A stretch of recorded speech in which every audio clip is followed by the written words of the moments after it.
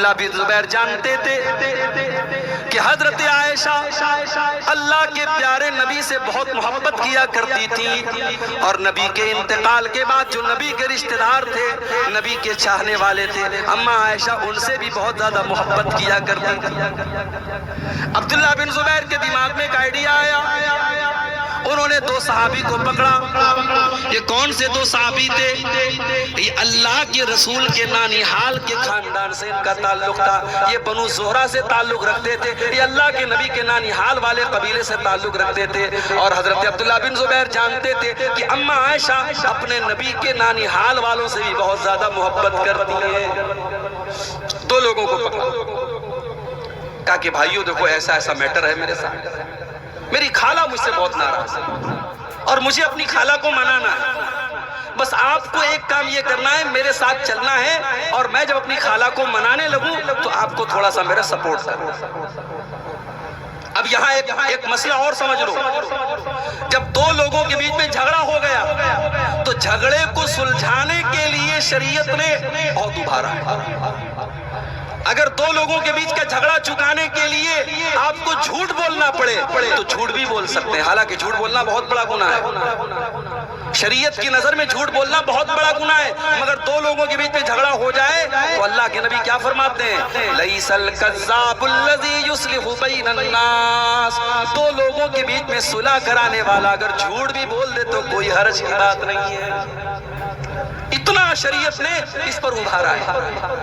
اور اگر دو لوگوں کے بیچ میں جھگڑا پھیلانے کے لیے، دو لوگوں کے بیچ میں اختلاف پیدا کرنے کے لیے اگر کوئی سچ بھی بولتا ہے تو شریعت کہتی ہے ایسا سچ بولنا بھی حرام ہے، اور شریعت اس کو چغلی کہتی ہے، اور چغل خور جنت میں نہیں جائے گا۔ اللہ کے نبی فرماتے ہیں لا يدخل الجنت النمام، چغل خور جنت میں نہیں جائے گا۔ تو کبھی اگر آپ کو ایسا موقع ملے کہ آگ لگ گئی ہے اور آگ بجھانے کا آپ کو موقع ملا ہے تو میرے بھائی آگ بجھانے کی کوشش کرو، آگ میں تیل ڈالنے کا اور آگ میں گھی ڈالنے کا کام کرنا۔ اب ان دونوں صحابی کو جب یہ آفر ملا کہ حضرت عبداللہ بن زبیر نے کہا میری خالہ مجھ سے ناراض ہیں اور میں منانا چاہتا ہوں، یہ دونوں فوراً تیار ہو گئے، چلو کوئی بات نہیں ہم چلیں گے آپ کے ساتھ۔ اب یہ تینوں لوگ اماں عائشہ کے دروازے پر پہنچے، اور جو طریقہ اسلام نے سکھایا ہے جب کسی کے دروازے پر جاؤ تو السلام علیکم کہا کرو۔ آج کے زمانے میں موبائل کا دور ہے، آپ کسی کو کال کریں تو ہیلو کہہ کر کے بات نہ شروع کریں، السلام علیکم کہہ کر کے بات شروع کریں، یہی صحیح ہے۔ بھئی ہیلو کا مطلب کیا ہوتا ہے؟ ہیلو کا مطلب سنو، تو سنو کہنے سے بہتر ہم السلام علیکم کہے اس کے بعد بات شروع۔ تو حضرت عائشہ کے گھر پہ یہ تینوں پہنچے، انہوں نے کہا السلام علیکم، اندر سے جواب آیا وعلیکم السلام ورحمت اللہ وبرکاتہ۔ ان تینوں نے کہا کہ اے اماں عائشہ کیا ہم اندر آ سکتے ہیں؟ ندخل، کیا ہم اندر آ جائے؟ اماں عائشہ نے کہا ٹھیک ہے اندر آ جاؤ۔ تینوں اندر داخل ہوئے۔ اماں عائشہ کو پتہ نہیں ہے کہ عبداللہ بن زبیر بھی آیا ہے، میرا بھانجا بھی آیا ہے۔ ان تینوں نے کہا اے اماں عائشہ کیا ہم سب آ جائیں؟ کہا کہ ہاں سب آ جاؤ۔ اندر گئے تو پردہ لگا ہوا ہے، حالانکہ اماں عائشہ سارے مسلمانوں کی ماں کا درجہ رکھتی ہیں، مگر قرآن نے اللہ کے نبی کی بیویوں کو بھی صحابہ سے پردہ کرنے کا حکم دیا ہے۔ میرے پیارے ساتھیوں ذرا اپنے گھروں کا جائزہ لے لو، گاؤں کا کوئی نوجوان آتا ہے اور آپ کی بیوی کو بھابھی کہتا ہے، آپ کی بیٹی کو بہن کہتا ہے، اور آپ کو لگتا ہے یہ تو میرے گاؤں کا رہنے والا ہے، یہ تو میرے گاؤں کا لڑکا ہے، میری بیوی تو اس کی بھابھی لگتی ہے، میری ماں تو اس کی بھابھی لگتی ہے، اور یہ کہہ کر کے اس نوجوان لڑکے کو آپ اپنے گھر میں کوئی پردہ نہیں کرتے ہیں، کوئی اس کو گھر میں آنے جانے کی اجازت دیتے ہیں، اور یہیں سے برائی جنم لیتی ہے، یہیں سے برائی جنم لیتی ہے۔ ہمارے یہاں کیا ہے صاحب؟ بھابھی ماں کے سمان، بھابھی کو مائکے جانا ہے، دیور چھوڑنے جا رہا ہے، بھابھی بائک پر بیٹھی ہے، دیور کو چپک کر کے بیٹھی، حرام ہے یہ، غلط ہے، ناجائز ہے یہ۔ بھابھی آپ کی ماں نہیں ہے، ہوگی کسی کانسیپٹ میں، اسلام میں نہیں ہے بھابھی ماں۔ بھابھی کو ماں کہہ دینے سے وہ ماں نہیں ہو جاتی۔ اسلام بہت سخت ہے اس معاملے میں۔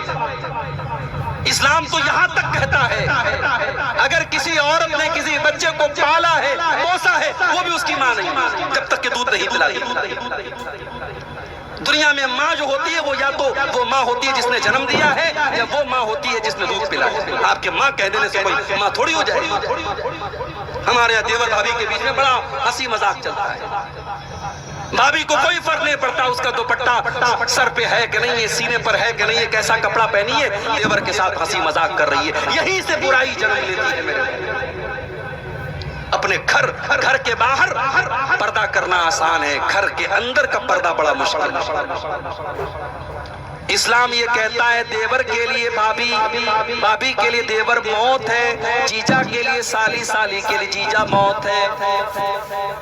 وہ رشتہ دار جن رشتہ داروں سے شریعت آپ کی بیٹی کو کہتی ہے پردہ کرنا چاہیے، جب آپ کی بیٹیاں جوان ہو جائیں، جب آپ کی لڑکیاں جوان ہو جائیں، اپنی بیٹیوں کو سکھاؤ، بیٹی جس طریقے سے تجھے گاؤں کے اور لوگوں سے پردہ کرنا ہے، تیری خالہ کے لڑکے سے بھی تجھ کو پردہ کرنا ہے، تیرے ماموں کے لڑکے سے بھی تجھ کو پردہ کرنا ہے، تیرے چاچا کے لڑکے سے بھی تجھ کو پردہ کرنا ہے۔ یہ کزن بردر جن کو کہا جاتا ہے، یہ چاچا کے لڑکے، یہ تایا کے لڑکے، یہ ماما کے لڑکے، یہ سب آپ کی جوان بیٹی کے لیے غیر محرم ہے، ان سے نکاح ہو سکتا ہے، ان سے شادی ہو سکتی ہے، اس لیے ان سے پردہ کرنا چاہیے۔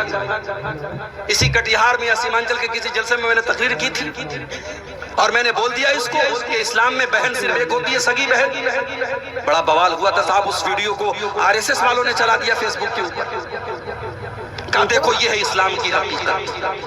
اسلام میں یہ انسانیت نام کی کوئی چیز نہیں، اسلام کے اندر بہن صرف سگی بہن ہے۔ بھائی توڑ مروڑ کے بیچ میں سے آپ کوئی بات نکال کے کچھ بھی بیان کر سکتے ہیں۔